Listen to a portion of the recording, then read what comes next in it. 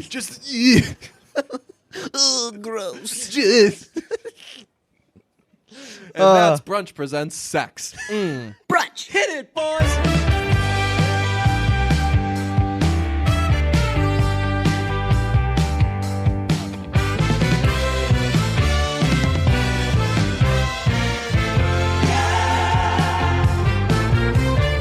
It's Monday and people are pissed. A YouTuber risked his life for a prank and firefighters are miffed. This was on BuzzFeed, and the coolest part is it's just written very BuzzFeedily. It says, a YouTuber risked his life for a prank and firefighters are pissed. And the subhead is, the internet needs to end, period. The internet needs to end. Internet needs to end.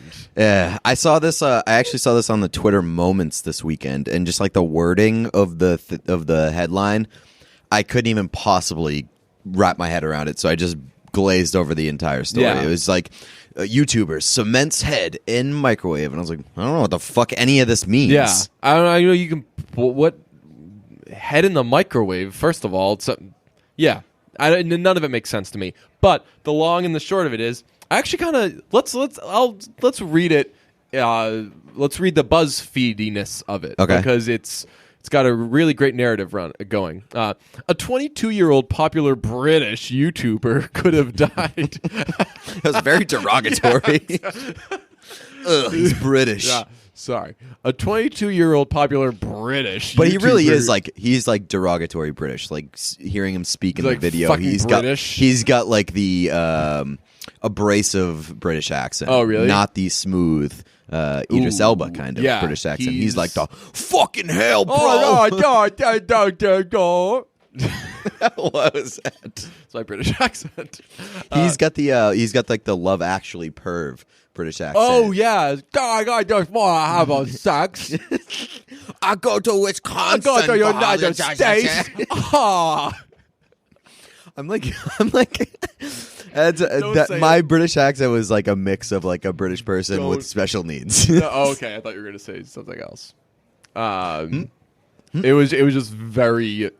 It was accidentally very Asian. I love it. It's actually called Oriental now. Yeah, no, it is not called Oriental. Oh my god. I heard somebody say Oriental recently, and it wasn't my old dead grandfather. Who could it have been? They had to be like over 50 years old, right? Because those are the only people that. Whenever you hear, so you still hear someone say Oriental like once a year, and every time it's like, holy shit! That like another one was able to just like squeak through. Well, that's like when somebody does blackface. It's like how have you not been around? Yeah, how have you not been around for the past 20 years to know that every time this happens, people go, not okay. Well, I think we've Capital discussed N, this not before, okay. But like when snowflakes and politically correct people are trying to sound politically correct and everything, they're like, if an African American man, it's black, right? Do not say African American because that's saying that you think every black person is African American. I know that you don't mean that, and you're only saying African American because you think it's politically correct. I don't think that African American to mean black has been politically correct for what, like 20 years now? Well, it just seems weird. It's like a red flag that they're working so hard to not be offensive that it kind of turns around and is offensive. I remember when the Bruins drafted Malcolm Subban, someone asked me, they were like, so, weird question, would Subban be African American? He's from Canada, and I think that he's Jamaican, and I was like, just call him black. Black. Yes. He's black. If you know exactly what he is, terrific. But right. The all-encompassing, basically, is not always the best blanket. I made the mistake in my first job after college of doing that. I was guilty of that. I wrote a post and I called a black person colored which was Oh very my wrong. God. Somehow I had not realized that is like not okay. Yeah. I don't know how. It was just ignorance on my part that I didn't know that was not cool. Right. So like that was definitely so that was My boss not cool. was black. One of my bosses was black, and he was like, "Dude, you can't do that." And I was like, "I am so sorry." But you fucking learned from it, and it wasn't what you obviously meant to do, never done it and again. Yeah, but better in that situation than in like a real life situation. So where that's if I accidentally fucking called a black person colored, right. I would have felt horrible. This isn't to defend your younger self's action, but honestly, if that happened today, you would get dragged, and there would be no coming back. Right? Yeah. And right. so that was like that was embarrassing for you when it happened, and you were like, "Fuck! Oh my god, I'm such an idiot." Much better to happen when it happens. Right. So it was embarrassing for you, and it was a learning moment. Yep. Now, if you did that, you'd be fucking dead forever. You would be gone. Well, at this point, Pete. I think also at this point, I don't really have an excuse. Like, I'm 26 years old. Yeah, that's true. I should have enough life experience. When I did this, it was like I was like 21, saying dumb shit all the time. We pick 21 and choose our life experiences. So. 21 from like the northeast Boston area. Not a whole lot of not a lot of racial upbringing. Yeah, I mean, well, people from Boston obviously people from Boston get really, really mad when they find out that some people from Boston are racist. Because that's a weird fucking thing. Like, to stand up for... I wouldn't stand up for any fucking group of people. If someone was like, hey, DJ, your family has some racist people. Initially, I'd be like, I fucking know all those people. I thought, wait, who the fuck is racist? Oh, wait. You know what? No. I'm positive nobody's racist.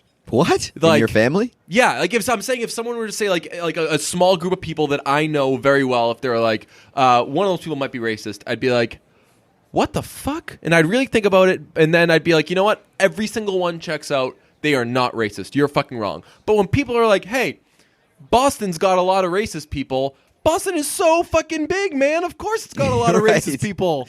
Right, yeah, and I mean, in all things considered, Boston's pretty progressive. Yeah. And, I mean, there's definitely racism. Yeah. There's definitely stupid people in Boston. There's stupid people and racists everywhere. Maybe it's a little higher. Yeah. The uptick is a little higher in Boston, but, like, when it gets classified as a racist city, that makes me mad. Right, yeah, but when they say, like, Boston's racist, I know what I know who they're talking about. Right. They're talking about old, crotchety white guys. Hockey fans. Who are Bruins like, fans. Fun fact, what was it? The Subban N-word thing? Yeah. Didn't happen. Well, it was like three people. What's that? It was like 3 people. Yeah, and somebody searched it, and they were like, look at this and disgusting. then they started tweet. Yeah, I remember afterwards. So that was a weird thing to defend because it's like with the Kesha thing.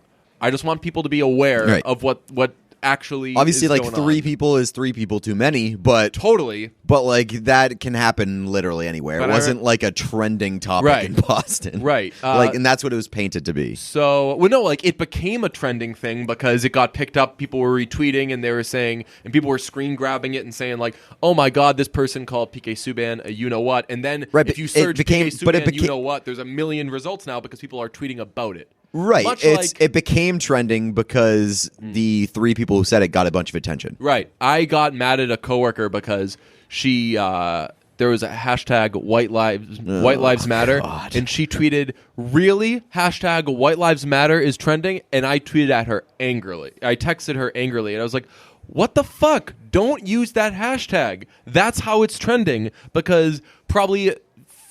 I was going to say 4, but listen, whites. It's Trump's America. 4,000 people. 4 million people. Only 4 million people tweeted that. But like, what makes it trending is people saying, what the fuck is with this? And I'm like, let that shit die. Don't give those fucking idiots a voice. I've noticed a lot of it's okay to be white tweets. Oh, it's recently, the worst to be white. And that is just the white pride thing. Don't have you don't need to say that you're proud to be white. You live in America. Yeah, like it's been very kind to you. Yes. Yeah, right. They're doing everything they can. Everybody for you. knows that you are doing significantly better than the alternative. Yeah, and that's the problem. Like like a white guy isn't going up to like a Muslim guy on a train like, hey, anyone do you like a disservice today? And the guy's like, I don't know, maybe. Yeah, I mean, potentially. And the white guy's like, huh. Hasn't happened to me. I've been good. Yeah, I've had a pretty good day, to be honest. Yeah, it's going well for me. But yeah, like I think that like my experience in Boston has not been seeing people be racist all the time. The one time I've seen in my life, the one time I've seen someone angrily yell the N-word at somebody, for example, was in Chicago. Oh yeah. And that was like no white people involved. It was, what was it? It was like a Mexican guy to a Muslim guy. Yes. Yeah. Very confusing. They were, you would have gotten great odds if you were to bet that word was going to come up in that altercation between those two minorities. Yeah, probably. If you were like, hey, all right, tempers are going to boil over, what's going to be the punchline? You'd be like, there'd be a lot of things before you get to the N-word. Yeah, probably. Yeah. No, and they'd be like, wait, who's gonna the two white kids in the back, the Spanish guy? No, like I've not seen that. I've seen. I've been to a lot of sporting events, never seen race brought up, which is crazy. No, like I've like overheard stuff where I've just been like, oh, I think that guy doesn't know he's in public, and like, but I've just heard like the general old whiteness of like, I don't know, like, oh, like that Jackie Bradley Jr., he's really polished. I'm like, oh, okay, like shit like that. Racial undertones, basically. Right. So just like racial also stupidity. like the white receivers are gritty, scrappy, yeah, and things like that. It's called "Have a Nice Day" racism, where you're yeah, right. Yeah, it's a lot of get out, out right, racism. Yeah, just like ooh. Hi. Like, ooh, that's cringeworthy. Yeah, hi, black person. Ooh, very excited. No, but like I've been in a group of friends. That's not true. I've been in a group of people, and like it'd be like 4 white people and 1 black person, and I don't know if it's like checking IDs or whatever. There's like the black. I've seen the black person get treated like a little differently. I had passes to a thing. It was a backstage thing, and we had passes, and they just let me right in. And then with my black friend, they were like, oh, wait, where's your pass? And he was like, oh, he's got it. And they were like, you can't come in without a pass. And I just walked right in normally. And he was like, afterwards, he was like, so, hate to say it, but like, that's kind of what I'm talking about. And I was that's like, a little oh, racist. Totally. Yeah, he was like, that was... Did you notice there was a bit of racism in play there? And I was like, yeah. And they weren't like, hey, fuck you, no blacks back here. But they right. were like, they treated him way differently than they treated me. So shit like that. I don't know how we got into like a whole discussion about race based off this literal cement head in England. Literal cement. Well, because we were being racist to British people. That's true, yes. And somehow Asian people. Yeah, I kind of sparked that. Yeah. Do we have anything more to say on the cement head? No, I actually am quite okay with starting with a story, then getting into a big conversation, and it's Monday, and people are pissed that we just spent 15 minutes discussing racism out of nowhere. Yeah. So, but like overall take, I fortunately don't know dumb racist people in Boston or really in any city. I kind of pride myself on surrounding myself with non-racist people. Yeah, good for you. Just, I've grown accustomed to a certain lifestyle. Not every hero wears a cape. I fucking should wear a cape, though. That'd be amazing. What if let's do capes at the next music festival? That'd be fucking ridiculous, but I'm not opposed to it. We'll see. My mom yelled at me the other day about... we were just talking about like money and shit like that and saving and stuff, dumb, boring, like mom stuff. And she was like, and just something came up and I was like, oh yeah, I'd like to get this and I should, but I'm lazy, blah, blah. And she was like, well, why do you ask for fucking big ass fur coats for Christmas instead of like money towards this thing? Or like an 8th Jason Tatum jersey. Right. I got another one. I saw. That one looks good, dude. The black one looks cool. Yeah, I saw Jeff Israel, friend of the podcast. No more. Friend of the podcast? No more. We've exiled Jeff because he said the black Celtics jerseys are bad. Oh, I think they're bad, but then I got it and I was like, I think this the one's hot. black Celtics jerseys are fine. Also, official warning to Nike and the NBA. If you do not make Terry Rozier Christmas jerseys, we are prepared to. That is your fucking warning. And you will regret it once you see the Christmas jersey that we have in store. We are going to embarrass the fuck out of you. It was like... It's really like a design has been made. Yes, it's shocking that they haven't come out with them yet. Usually they come out with the Christmas jersey designs in like November, like pre-Thanksgiving. My brother-in-law is a big sneakerhead, Yeah. and he gets the Christmas sneakers every year. Nike makes ugly sweater ones. Mm-hmm. The ones this year are fucking dope. And he was like, "Yo, Celtics playing on Christmas. Does that mean that they might have like special Christmas jerseys?" And I was like, "Bro." On it. You don't even know. Like, On it. I have a standing launched meeting an on Twitter investigation. with Nike every day, 12 o'clock appointment, and they have not responded. But yeah, honestly, we're probably going to order these jerseys that we've designed anyway because they're so noisy. They're fucking disgusting. They are terrible. It's the most important aspect of it, without giving too much away. I wanted the disgustingness to actually encumber the jersey. Like you can't fully see Terry Rozier's number because there's so much shit going on. These will never be mistaken for legitimate Christmas jerseys. That's what's going to be so cool. We're going to and when we get them, we're going to be like, "Ooh, we got those hot jerseys." And I'll just fucking say it. There's like a fucking baby Grinch covering the numbers. It is ugly as fuck. Also, I vote that the mock-up that you did is Terry Rozier. I vote that we do like Terry Rozier and like I'll get like an Aaron Baines jersey. Yeah, well, so Ryan actually sent me the files he was like, "All right, so if you want to make them, here you go." Because I just did like a shitty Photoshop. He actually designed a great looking jersey. Like if Nike were to be like, "Ryan, design the Christmas jerseys," what he designed was fucking dope. So I made a design, he made a design. He sent me his design, and I was like, You're like, no. Yeah, that's right. This is trash. Right, no, I was like, that looks like a fucking jersey. Not what I'm looking for here. Not what we're looking for. We want the ugliest fucking thing in the world. Like, his was fucking crisp. Did I send you his? Mm-hmm. His was fucking cool.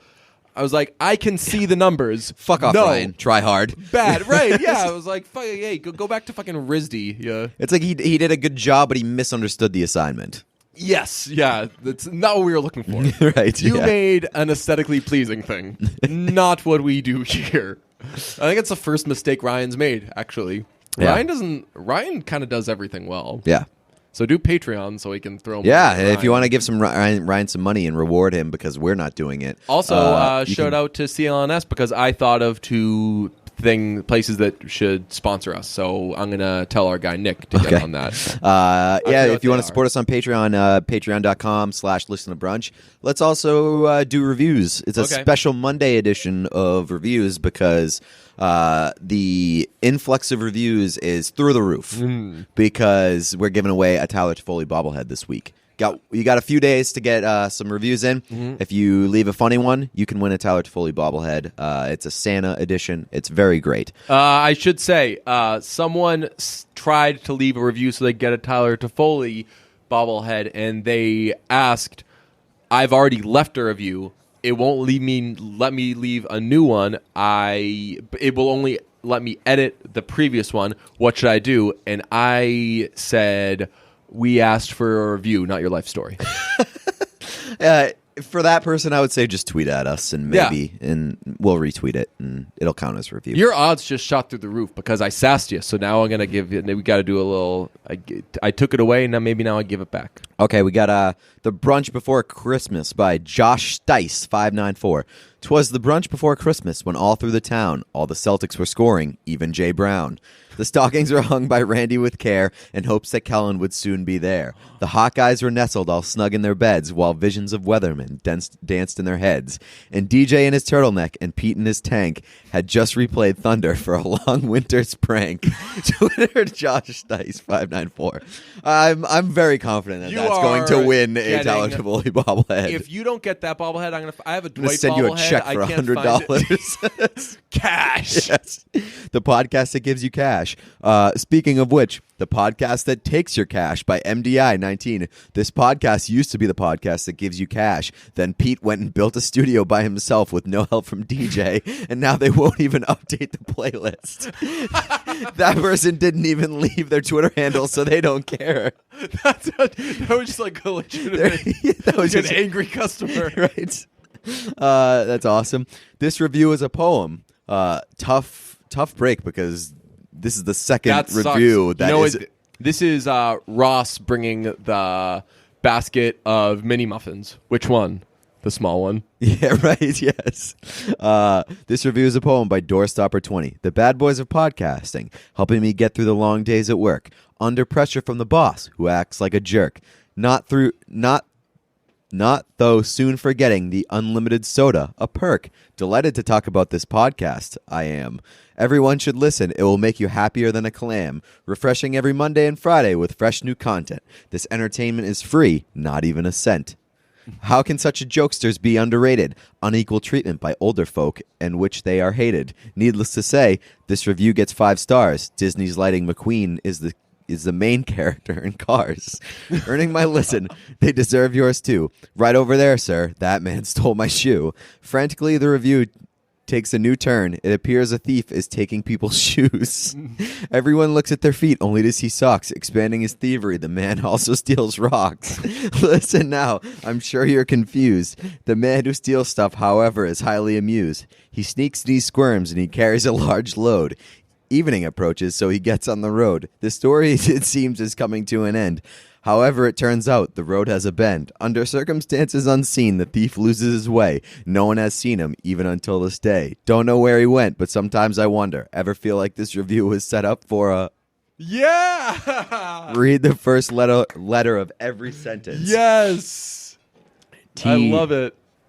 The first Do you letter... get where he's going with it? No. So the rhyme... Yeah?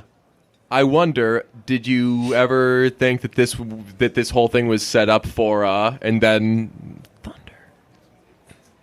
Oh, no way. Oh, it is. Yeah! It is. It's Thunder. Good wow. What a guy. Holy shit. I now demand that all reviews be poems. Right. Those so fucking good. I wrote a poem, actually. Do you know that? Nope. So, we don't know if it's going to happen yet, but I'll tell you, it will be taped and possibly aired.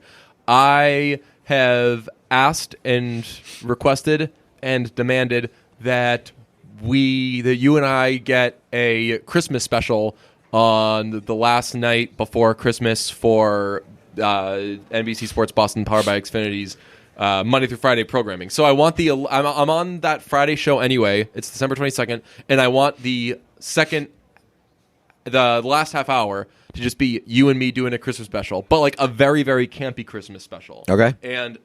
And one of the things that has been approved that even if it doesn't turn to a Christmas special, we'll at least do this segment is Gary Tangway reads us a story called we ask him, we're like, oh, it's Gary. Gary, read us the story of the 3 presents or the 3 gifts.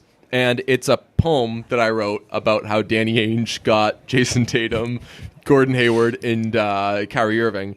And it is amazing. Like, people come up, like, I read it to a couple people, and now people come to me, they're like, yo, read me that poem again. What's that poem you got? I'll read it to you after. You're going to be like, you're going to be annoyed. You're going to be like, fuck, DJ's talented. Is it better than the 2 poems that were read on this podcast? Well, the second one is in its own category. That was really great. That took a twist at the end. Right. I mean, I don't love the device that it used, because when people do that, I'm like, oh, lame. Like the Panthers did that, and they thought they were cool doing that in West Philadelphia, born and raised thing. But this guy just executed it very well. I thought the brunch before Christmas was great too. I know, yeah. So that one I probably hold in a little higher esteem. Also, the person who did the Thunder poem didn't leave their Twitter handle. Not trying to win anything. Just being a good fan. Yeah, that's it's like, hey, should we exchange numbers? Whatever. Well, if it's meant to be, we'll find each other. You're used to that, huh? Yeah. We got more. The Bad Boys of Podcasting by Sean Patrick 621. This podcast helps ease me into the week and ease me into the weekend, and nothing is better. This podcast is hilarious and altered some of my views through comedy. I'm a person who usually sticks to sports, so this podcast helps me stay up to date on pop culture and broaden my scope. I'm also excited to hear about the second and third generation gay tombs, and if those lions ever made it to counseling. Ooh. Gay lions and gay graves. I forgot about the graves. gay lions. Gay lions, I bet they rock. Oh, yeah. Guess Who's Coming Home for Christmas by Biff the Flash Rogers. Christmas time is finally here, and the Bad Boys of Podcasting are getting into the spirit of the season. DJ attempts to open up the episode by leading a passionate conversation defending Elf as the greatest Christmas movie of all time. I wouldn't. But something seems off about Pete today. DJ asks what's wrong, and Pete confesses that he is actually somewhat nervous for Christmas this year because his family will be having a guest to come visit. Who could this be? DJ asks. Pete then gives a full story about how he unintentionally set up his own mother with a friend of the podcast and the unsung star of Stranger Things, Randy Havens. What began as a joke after Pete's mom called Randy handsome earlier this fall quickly became a whirlwind long-distance romance, and this Christmas will be the first time ever that Randy comes to visit Pete's family. Pete is nervous about meeting his mother's new love interest, unsure of what to buy Randy for Christmas, and is uncomfortable with Randy's insistence that Pete call him daddy. The real twist in this episode comes when DJ shocks Pete by bringing Randy onto the podcast over the phone to discuss the situation. What follows is one of the most beautiful discussions about family and the true meaning of Christmas that I have ever heard. By the end, Pete decides that he will, in fact, refer to Randy as daddy. Truly brought a tear to my eye. Hit me with that sweet, sweet bobblehead. Cherble-essence. I loved that. I like ending it with "hit me with the bobblehead." Yeah, like, I'll take my prize. Make I'll take my reward now. Make no mistakes. I want that bobblehead. 5 stars, but you're ruining my life by Millie P. My boyfriend and I are both listeners. Ooh, uh-oh. He is fully on board with thundering. I, however, am less on board since he started whispering "just a young gun" in my ear mid-coitus. Yes. So he's not. I'm not the only one who does it. Oh, See, I'm catching on. Just a young gun with a quick trigger. Yeah. With a so quick I trigger. say just a young gun, and she's like, yeah, your quick fuse again. Just a young gun with a quick... Yeah. Just... gross. And that's Brunch Presents Sex. All right. Yeah. What do we got? So Pete and I have won the bobbleheads. Because we won that segment. Left the best reviews. That's hilarious. If he actually does that, then that's amazing. That would be very creepy, but I'm here for it. Just a young gun. Just a young gun. Just a young gun. Oh, boy. Just a young gun with quick fuse. Good. What the Wouldn't fuck? it be amazing if that's like the sound that you made? It's like if you just made cartoon noises. It's kind of a lame discussion to have because everyone's kind of made that joke. Like, what if when you come you did this or whatever? But what if? I think sex would be way more fun and adventurous if like everybody just made a very unique sound when they came. Well, boing! Yeah. Well, maybe my beep thing, maybe my beeping in the car beep, thing. beep. Beep beep. Maybe that's just working its way. If that can carry over, then I could. Maybe I'll start making those weird noises. Yo, beep beep. What if you made a sound like Goofy? If you're like, oh, be a great lay. Yeah. What? This can't be done. I don't know where to go from here. This is a hilarious episode. Also, because we're recording this a little on the later side, we just have to throw this up with no edits. Just Basically. like pick one point, put the thing in, toss it up. So that's gonna be What great. you get is what you get. Yeah, what you see is what you get. It's an album by Chumbawamba. They put out another album. People forget. Really? Yeah, I forget what Ugh. song they had. I had the Chumbawamba album. I did too. The one with the baby on the Tub cover. Thumping, yeah. Or Tub Thumper the album? There was one. Tub Thumper, yeah. And then the song was Tub Thumping? Yes, I think so. Yeah. Which is very stupid. Yeah. Not liking That's a that. good song, man. It is a great song. And obviously they're one-hit wonders, but that album had good songs. Really? I don't think I've ever one song that listened. was like, I'm gonna I don't think I've ever Chain listened to Smoker like the wrong. album more than that one song. Hmm. Tub Thumping was one of those songs that I heard while high in college. Like I'd heard it before. I was then. gonna say, No, like, I did heard you it miss before it? then. Yeah. But like I heard it while high, and it was like a new experience.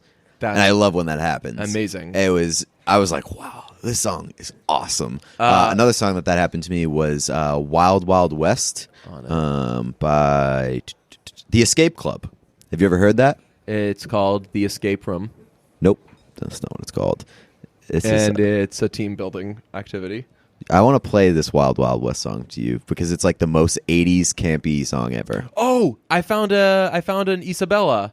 Oh, did you really? Yeah, I was in an Uber, and he was listening to some Middle Eastern thing, and my ears, my sensibilities, like how Middle Eastern music sound because I'm a bit of an Armenian. Don't know if Not to brag. Yeah, I'm seriously though, just a bit of an Armenian because this facial hair is not that good. You're But not that nose, fully Italian like me. right. You're not. Oh yeah, you're just like a rich, luscious I Italian am a man. stallion. Yes, Paolo. Is Paolo Italian? Yeah, I think he is. Is he? Yeah, because he says, "How do you say crap weasel in Italian?" That's a low point for Ross. Crap weasel's not cool. Yeah, what? Like you can, I know it's a network sitcom, but you can fucking get away with more But you than can that. be the Crap super weasel. fucking homophobic, so Yeah, you should be seriously. able. Yeah, I watched like 5 minutes of Friends this week, and it was jam packed with gay jokes. just all the homophobia you could ever want. I bought Taylor Swift has ridiculous ways of how she's selling these tickets, and if you tried to do it, then you know. So I won't even explain it too much. But there's tiered access with. It's basically you have to pay for pre-sales, or you have to pay for when you get to buy your Taylor Swift tickets. And fortunately, one of my friends just went all out. He's the best. He bought like a bunch of vinyl and shit, and so he got good access. And he got tickets for. She has Friday and Saturday shows. He got tickets for Saturday. I'm going. You might be going. We don't totally know yet. But I got a worse code. So I got tickets for Friday. So we'll definitely go to that. But it dawned on me after, what the fuck? We were supposed to go to this tour with Randy. Were we? Yeah. I don't remember agreeing to that. No, I actually suggested and agreed to it. Oh, okay. Yeah. So this is the first I'm hearing of it. No, you heard me suggest it and then confirm it. Oh, okay. With Well, then, Randy I mean, on. I'm down. So we should do that anyway. Are we going to Atlanta? So I was going to say we go to Atlanta, but if he wants to come here, or we can meet somewhere, but we can just sell the tickets that we have. True. But then I was going to say we could sell these tickets and get a lot of money and then spend the money on the other tickets. We need to buy But the the other other tickets tickets are first. going to be resold really expensive. True. So what I should have done is I should have used that code for some Hotlanta tickets. Do you think that Randy's big enough that he could get tickets? Could he ask his manager, like, yo, I need 3 Taylor Swift tickets? And they're like, wait, aren't you going to bring a friend of your own? It's just going to be those 2 guys? And he's like, no, it's just the 3 of us. That's I don't want him to have like a friend there or anything. No, me neither. It's us 3. This is a. If he's this like, is an oh, us Pete, moment. DJ, this is Craig, be like, hi, Craig. You don't bring a friend on a date. Yes. That's, did you watch Flight of the Conchords? No. They do that. They bring each other on dates. That is And like unbelievable. one of them goes on a date with another one of their exes. Oh, yeah. And they're like, this is awkward because he's also here because he brought the person whose ex it was. So it's just, they're sitting there and he's like he just keeps asking like if they can go home and It's good stuff. Flight of Conchords was great for a season. So what else did I write down? So I bought Taylor Swift tickets. I got really drunk the other night. Bought the camera. Love it. Oh, about the Polaroid? Yeah. Did I tell you that? No. Yeah. One of my friends texted me. She was like, "Hey, how's the party?" And I said, "I've done a lot of online shopping." Oh, you bought it online? How much did you pay for it? It was pretty impressed. So it's supposed to be $100. Yeah. And even in my You got it for inebriated $200. state, yeah, Supposed to be $100. Got really drunk. Buy Bought it for one, $200. get one, Same just price. as expensive. I Googled like promo. They only had it on Gilt because Amazon sold out of. They have it in white and black, or like white and like graphite. White, my friend already has, and I don't need my life to be any whiter. Okay. So white and graphite, Amazon was out. Best Buy, they had white, not graphite. And then once that, like, even if I didn't know which I prefer to those two, when you see that one of them is sold out, you then get it in your head, that's the better one. That's the one I need. So I don't want the fucking stupid ass white one. It probably doesn't have as many features. So Gilt, Gilt. Gilt's always bugging you about like, oh, buy stuff from Gilt. No, I'd never heard that. It's weird ass. What it's GILT. Okay. It's Did called, they have like, do they have the white camera in stock? They had the White Gilt. that was there pretty you good. go. That was as sharp as a tack. They had the black one and I think the white one or the graphite one. I got the graphite one, but as I was about to hit that checkout, I Googled Gilt promo code, got a 20% off thing. I got the camera for $93. It was amazing. Or no, $90. And then my friend who has the camera told me which film to buy. Yeah. Film was Expensive as shit. That's where they get you. Yep, I got I think 5 packs of film, 3 color, 2 black and white, $93. For the film? Yeah. So I got a lot. Christ. It's kind You of paid a lot more of film. for the film than the camera? That's Yeah. brutal. But it's awesome because now I'm gonna. You really like set that up as you got a steal. You got $10 off the camera. No, man, I fucking set it up as I drank and then went to buy something. I don't know where someone could guess that I did anything savvy there. I'll give you credit for Oh, then I getting did the any promo money code. off. Right, so Yeah, that was- any money off Yeah. while drunk. That's Yeah. impressive. Because, like, I don't give a shit how expensive anything is when I'm drunk. Yeah, I know. When you cost me some money this week, you sent me the Mitchell and I Ness. cost you your nut. Yeah, you sent me the Mitchell and Ness sale. Oh, And yeah. I fucking went on the website and I had to buy a hat, which is the last thing in the fucking world that I need. I bought a Utah Jazz hat. There were so many hats on there. So Mitchell and Ness had a 50% off sale on hats or something, or just all hats were $13.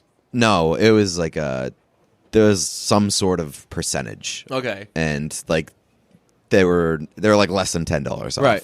And but it was basically a reason everything- to look at those hats, and then once you see them, you're like, I want these. Right. And it's a thing where like Mitchell and Ness is so fucking expensive that when they have normal price stuff, Yeah. it's like, oh, I gotta get it. Black Friday, I I think didn't get a hat for a good price. I got a hat for what a hat normally costs. It's just a Mitchell and Ness hat. I think Black Friday jerseys or Thanksgiving jerseys were 50% off on there, and They have the best jerseys. I was too. going through all of them, and I was like, it'd be fucking lame to be, again, this is all tying back into it, a white guy from Boston with a Larry Bird jersey. I have one. But, I'm like, one of those Larry guys. Bird, Mitchell, if you have, like, a Larry Bird, Mitchell and Ness jersey that was, like, $100, that's fucking cool. Even though that's more expensive than all of my Jason Tatum jerseys combined. I know. I had a nightmare retail scenario on Saturday. Uh-oh. I had that party where I bought the tux Awesome. jacket for. Loved it. Blue and black. Looked your great. favorite. Yep. I had that. The pants that I ordered with it didn't come in time. Mm-hmm. The matching tuxedo pants. So I was planning on just wearing black dress pants. Found out on Saturday that I don't actually own black dress pants. Own solid. I have like pinstriped and slate dress pants. Okay. But I don't have solid black dress pants. I found that out mid-afternoon. I was like, all right, That I'll go to is- Express. Yeah. I'll buy a pair. I went to Express. Fucking snowstorm on Saturday, so I had to drive through a snowstorm to Express in Burlington. Went there, got my Express black dress pants. Great, they had a great sale. Everything was 40% off. Very happy about it. Was thrilled. Went home about like an hour before I was supposed to leave for the party. He ate the pants. I ate the pants. I don't know. I was trying to think of like what would be the craziest thing. It's like, fuck, I got hungry. I ate them on the way home. About an hour before the party, I went to go put on the pants, get dressed, get all dapper. Mm-hmm. I took the pants out of the express bag, still the security tag on them. Oh no! Those fucking like little contraption things that you can't fucking take off. Do you know those things have like ink in them? Oh yeah. Have you ever gotten those? If you press it, it goes good. Whoa! So I ended up having to drive back to Express in a snowstorm, get the security tag taken off, and then go back home. This is like hearing somebody tell you a part of your life that just hasn't exactly happened.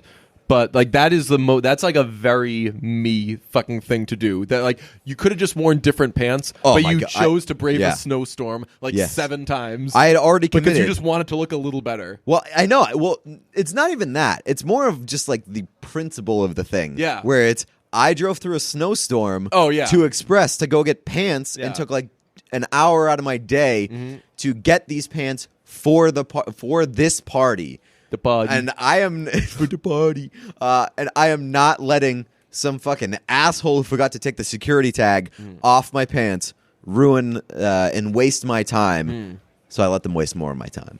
So you said that you had a nightmare. I just got to shout this out really quickly. I went to New York and back in a day. Something that I'm trying to do less of in my old age because I always do it when I have to work the next day. But I went to New York and back in a day because, crazily enough, my friend Dave, who's the fucking best, love Dave, texted me after Kellen was on, and he was like, hey, would your friend Kellen have been in Williamsburg the other day? And I said, yes, his band, the story so far, was playing in New York. And he was like, shit, man, I was just telling my friend about how, like, all the Thunder stuff and everything and how this guy Kellen from this band hated it. And my friend was like, oh, I know who he is. And then we, like, a minute later, we're walking down the street and Kellen and a bunch of guys walks by. Wow. And he was like, but I just wasn't sure if that was him or what. And I said, shit, man, you should have said hi to him. Just don't say that you know me and he'll probably like you. But I was like, you should have said hi to him. He's a huge, like, nerd out about music guy, and he loves Danny Elfman, who my friend Dave worships. Kellen loves him. That's what makes that's like the coolest thing about Kellen. Obviously, Kellen got in a car accident this weekend. Know. T's and P's. I actually we didn't text them, did we? I did. Did you? Yeah. You went off book? Yeah. Wow. Went off the group text. I always forget to do considerate shit like that. Right? He posted an Instagram of like pictures of the car accident and it like looked bad, and I was like, I liked the Instagram, and then like about 10 minutes later I was like, fuck, I shouldn't like the Instagram and then not send him a personal message wishing him well. Oh, I just sent him some well wishes. I texted him, hope you're okay, Angel Man. There you go. That'll do. The best thing about having a dog that you love is it gives you a lot of names to call other people. Yes. Yeah. I now say to people, people say like good boy to dogs. Yeah. You know what I say to Emilio? I say good guy. Man. Good man. Good guy. I do man. a lot of good man. I saw the Disaster Artist last night, and Tommy Wiseau, his buddy Greg, he calls him Babyface. Ooh, that's not bad. That's a pretty good one. You know that Babyface Come here, Babyface wrote Take a Bow by Madonna, which is my favorite Madonna song. Really? Yeah. Isn't that cool? Like a Bedtime Stories song is my favorite Madonna song. Is that the name of the album? Bedtime Stories? Anyway, so I went to New York I said like, oh, you and Kellen would get along because you both like Danny Elfman. Kellen, I did not know this. Kellen's a Danny Elfman guy from being into Oingo Boingo as a kid, which is the wildest so weird. path to being a Danny Elfman guy. Like, when you're a kid, if you get into Danny Elfman, you're like, I love the Simpsons theme song, and then one of your parents is like, oh, well, that's by Danny Elfman. Let me show you Batman. Let me show you The Nightmare Before Christmas. You're going to like all this fun music. Kellen said his dad when he was a kid, was like, yo, check out Oingo Boingo. And Kellen was like, rad. That's so fucking cool. So, I was like, oh yeah, if you and Kellen got to talking, he's a big Danny Elfman guy. So my friend Dave said, oh, well, speaking of Danny Elfman, next week I'm going to see Nightmare Before Christmas. They're going to show the movie on like screens at the Barclays Center, and there's going to be a symphony, and Danny Elfman, Catherine O'Hara, Greg Proops from Whose Line Is It Anyway, Ken Page, all the guys, the originals, are going to be there singing and doing the voices. And I happened to have that day off, and I was like, I am now going to this. And it fucking was amazing. That's crazy. I came away obviously Danny Elfman is a fucking god, and he killed it, and he was so great. But Catherine O'Hara went up 1,000,000 points in my book. You know, she's the mom from Home Alone. Oh, yeah? Yeah, she's some of the voices. She's the main girl character, but she's also one of the kids. And they brought her out. Her first song that she did was Kidnap the Santa Claus, and she's just so into it. And I was, oh man, it just made me feel good that it's a fucking movie that I saw when I was a kid, and it obviously has like a cult following, and the people who like it fucking love it. But it seemed to me, at least, that the people that were doing it were just as fucking obsessed with it. That they're like, oh fuck, it's so fucking cool that like 23 years later, that we still get to do this. They're like, we are like this is sell still a out thing? an arena. Well, that seems like a really cool thing regardless, no matter what you do. If you do something like 10, 15 years ago, and it's still a thing 10 to 15 years later, that means that you made something fucking awesome. Right. Like, say, God forbid, it's not going to. We're never going to stop doing brunch. Say, like, say something happens, and, like, we live in different places or whatever, and, like, brunch fizzles out or whatever, and in, like, 15 years, we were like, hey, we're going to do a brunch live show, and people were like, fuck yes, I'm traveling for that shit. That would be fucking awesome. Yeah. I kind of had that feeling too when I saw The Disaster Artist, because like as bad as that movie fucking was, it is still a thing. Yeah. And it is still a thing that people not only remember and get excited about, but like they are going to see a new movie about that movie being made. Yeah. Which is like, that's an unbelievable thing. Yeah.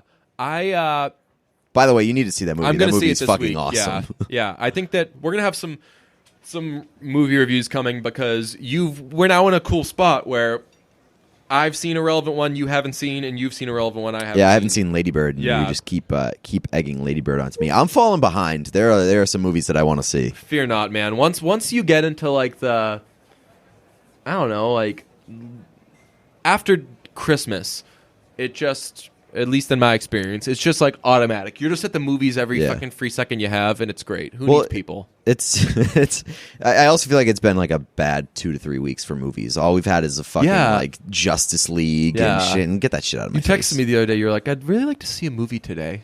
What happened to movies? And I was like, huh, yeah, movies. I've just been watching fucking like 24 on my...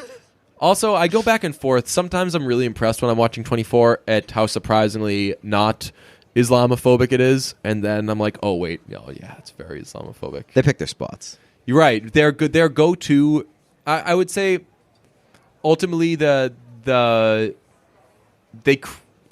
to think of who they're the worst to. Probably Muslims, but China is not far behind. As the seasons go on, every time they need a bad guy, they're like, yeah, China. They're actually the most terrible to Edgar Styles. They're very bad to... Oh, my... So I'm on the season. I was going to take a screen grab of it, or a video, and post it, but I was like, I don't feel like doing this. But one of the... I think Edgar's first line, Chloe gets a call at her station. She's like, O'Brien. And she's like, Chloe, it's Edgar Styles. And she goes... You've worked here for 6 months, Edgar. You don't need to keep saying your full name. And I was like, oh, what a good introduction to Edgar Styles. Also, like that series has the most colleague to colleague phone calls that I've ever seen in my life. A lot of phone calls. Like in CTU, intra-CTU phone calls. Yeah. It's like you can't get up and walk 10 minutes to... Well, that ringtone became iconic because you heard it a million times. You know what I'm talking about? The boop-boop-berur. Do I know what you're talking about? I just chain-smokered you a ringer. Yeah, you did. Do I know what you're talking about? See, this is going to make me mad. Are you looking up the CTU ring?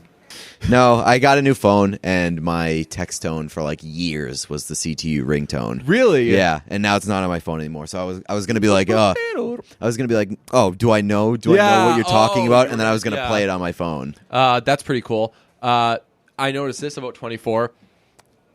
There is not one just merely adequate, competent, whatever worker on that show. Everybody is either the absolute best at their job or the fucking worst at their job. Like, it is like, on one end you have obviously like Jack and Chloe are like, Chloe's a fucking savant. She never does anything wrong. She does everything quicker than everybody else. She's a fucking god. And then she's so good at her job, though, that it's like that it makes her miserable because she. Oh yeah, she has, like, all of her skill is in that. It's not only in being a nice person. It's not in. Well, not only that, it's like she is so good at her job that it makes her very frustrated that other people aren't as good at Kanye their job. syndrome. Yeah, yeah. I don't know. Like, when people are like, Kanye's an asshole, I'm like, he's so fucking good that he just doesn't understand people who aren't as good as him. Right. I kind of get that. It's like it must be frustrating to just be so fucking smart and so fucking good at things. Yeah. That you're like, hey, why aren't you as good as me? It's right. why Wayne Gretzky is a shitty coach. About to say that. I honestly was about to say that's why when they're like, oh, Wayne Gretzky's going to coach the Coyotes, I'm like, that's not going to work out well. Probably. He's just going to go out there and be like, hey, be as good as me. Right, yeah. That was a criticism that I used to have. I don't do much Bruins stuff anymore, but that was a criticism that I always had of Cam Neely. I'm like, it's fair to ask, like, why will this guy be a good executive? Because his biggest thing is being the fucking best at hockey. Like, you can't teach someone how to be fucking Cam Neely. Cam Neely was unbelievable when he played. And it's, so if you're like, all right, executive Cam Neely, what are you going to do? He didn't have to do the other shit, you know? Like, he didn't have to, he didn't need management experience and shit like that. And I feel like great players are in better position to be good executives than they are in good position to be good coaches. Yeah, yes, definitely. Well, coaches, because mediocre players need to pay attention to the details and take advantage of every advantage that they can find. Super responsible, right? Yeah, and like that. So that translates better to coaching than just like being a great player and going out there and be like, hey, just use your talents. Yeah. So I was naming. Oh, great. So people in 24 are brilliant, like Jack or Chloe. They're the best. Or do you remember? I'm at season 4 now. Do you remember Erin Driscoll? I think Erin was her first name. Something Driscoll. It vaguely rings a bell. She's a woman in the head of CTU. Okay. And she's everything she thinks is a bad idea. She's like, we shouldn't do this. They always fucking check with Division on everything. Who the fuck is Division? Everything, whenever they do all the cool shit at CTU. And then when you're like, wait, but who's doing like the actual like day-to-day shit that they'd be doing otherwise? They're like, oh no, just Division does that. They just like, we only work on days where there are terrorist attacks. What is your favorite silent clock on 24? Ooh. The nerve gas in CTU where Edgar dies. Yeah. That is a very very strong silent clock moment. Yeah. That was, or the president being shot. What's it one? The one I think it was a season opener. Oh, Palmer, when they shoot and they kill him. They kill him and Michelle immediately. Yeah, yeah, that was crazy. That was a fucking wild season opener. I actually, you know what? I don't think they gave him a silent clock. I think that it was like it opened with he's standing there talking to Wayne or whatever, gets shot, and they cut to some other thing, and like then Michelle blows up. And you're like, what? How the fuck is this starting? Yeah, I thought that was a silent clock. I assumed that it would be. My favorite one is Ryan Chappelle. He was he was always shuttling back and forth between Division and CTU. He was one of the bosses. He was. Is he the black guy? No, that was Curtis. Oh, Curtis, and that was like Jack kills Curtis. Right. That one was wild too. Was that a silent clock? I think it was. I think it was. That was like the he would for sure the atomic bomb goes off. You can see it in the distance. Yeah, and then he kills Curtis. Because he's gonna kill the because they have a former terrorist in custody who's helping them, but that guy had done shit to Curtis. He killed a bunch of his friends. Yeah, and he beheaded. It was like during a war. He captured a bunch of Curtis's like group war buddies, and and beheaded them. So Curtis was like, "I'm not letting this fucking guy live." So Jack kills him. But Curtis was only in it for like a season and a half. Beloved. But he was fucking awesome. Beloved. He was the Tony of, because Tony in season 1 is like, this guy's okay, and we know he's like a good guy, but he's kind of a pain in the ass. Yeah, and he always has this mopey ass face. Yeah, and like everything you ask him, he stops and he's like, "Oh, yeah." He's like the male Chloe. Yeah, and he's like, "Oh." But then everything changes when he kills the guy that's about to kill Kim he's about to kill Terry, and Tony comes into the safe house or Jack's house and shoots him and saves the day, and that's when you're like, all right, Tony's actually a badass, because you didn't know if he had like field experience, but Curtis was just like a stud in the field, awesome, like he had good ideas, he was good with leads. He was a fucking like very well-rounded guy. But Ryan Chappelle was